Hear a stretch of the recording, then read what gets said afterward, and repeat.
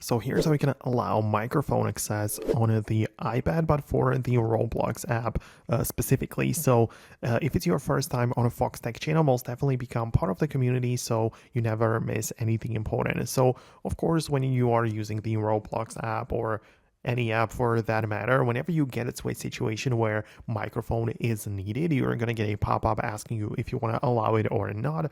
You can pick from one of those options, but the point is that if you want to change it later, you can always find it inside of the settings app of the iPad, where at the bottom of the list you have the apps section. You can go there and all of the applications which you have installed have their own dedicated settings page, and naturally you should also find the Roblox right here. And if you have, as I said, if you needed to use a microphone before, then it's the microphone access is going to be part of this like Roblox menu. If you haven't used the microphone before, you have to go to the app and actually get to the place where it's needed, and then you're going to get the pop-up to allow it and not allow it, and then it's also going to be part of this settings menu. So that is generally how it works.